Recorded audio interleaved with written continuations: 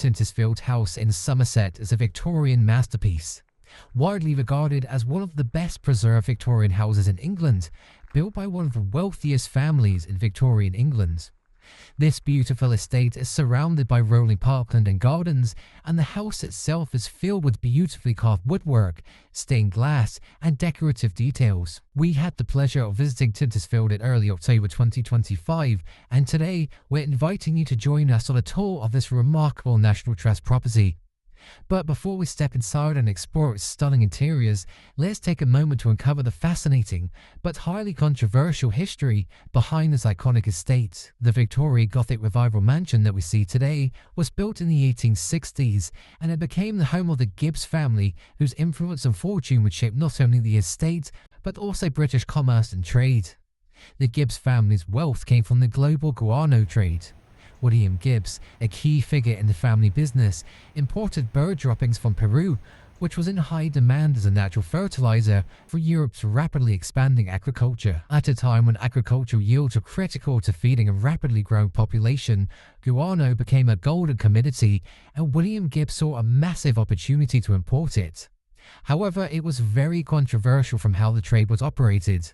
In Peru, guano deposits were mined under extremely harsh conditions. Chinese laborers and imported workers were frequently subjected to grueling physical labor, long hours, and poor living conditions.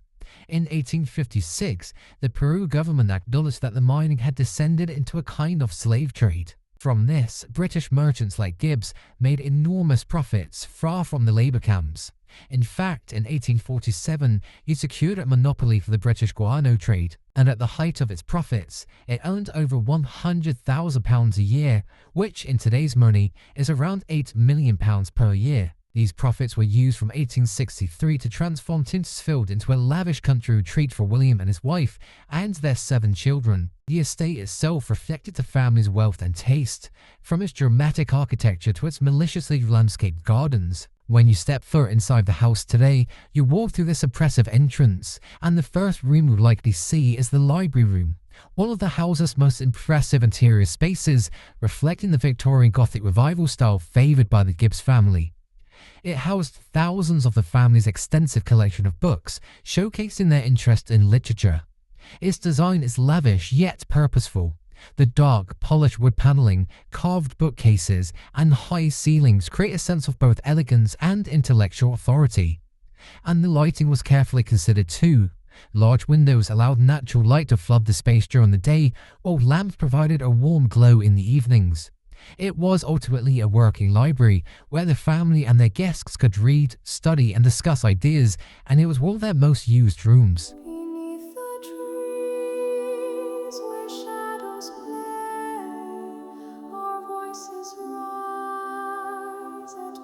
Directly opposite the library, you'll enter the dining room, which was built during the 19th century Gothic Revival expansion and designed to impress guests and serve as a social heart of the household. All the cooking for the family's evening meals was done by servants. The Gibbs family would have employed a full staff, cooks, kitchen maids, housemaids, footmen, and more. It features richly carved wood paneling, a high vaulted ceiling, and a large fireplace, giving the room a sense of grandeur and ceremony. Furniture and decoration in this room was carefully chosen too. The massive dining room table could fit dozens, while carved chairs and sideboards displayed the family's fine silverware.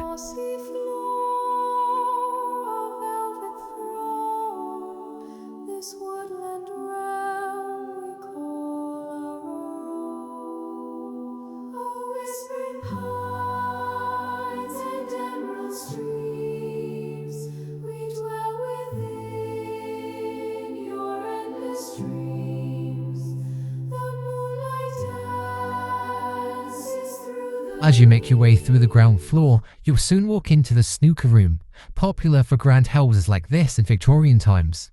As well as the full-size snooker table, the original balls, and a range of cues, the walls are decorated with stags' heads and other hunting trophies, a common Victorian symbol of wealth, status, and masculine pursuits. This original snooker scoreboard is a notable feature. It was an essential feature of the room, allowing players and spectators to keep track of games. It was made of polished wood with sliding or rotating markers to record each of the players' points. The ancient oak with branches wide keeps all our secrets tucked inside. The brook that hums a gentle tune glows silver bright beneath the moon. As you make your way through the kitchens, still on the ground floor, you'll come across a remarkable collection of servants' bells on the wall. This system comprises 44 brass bells, each corresponding to a different room or area within the house. These bells were part of a communication system used to summon servants to various parts of the estate. Adjacent to each bell is a black painted plaque bearing the name of the room which it serves, and each bell is connected to a pull cord in the corresponding room. When the cord was pulled, it activated the bell, alerting the staff to attend the call. Whispering pines and emerald streams, we dwell within your endless streams. The moonlight dances through the leaves, a home of wonder we believe.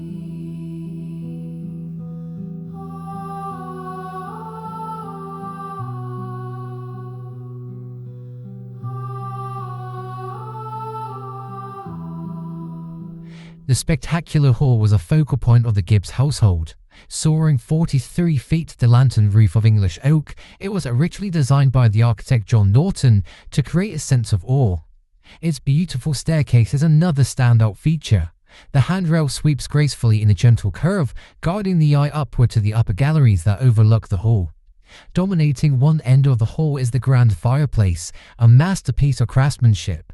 Carved from warm, honey-coloured limestone, it features pointed arches and moffets that echo the soaring lines of the room itself.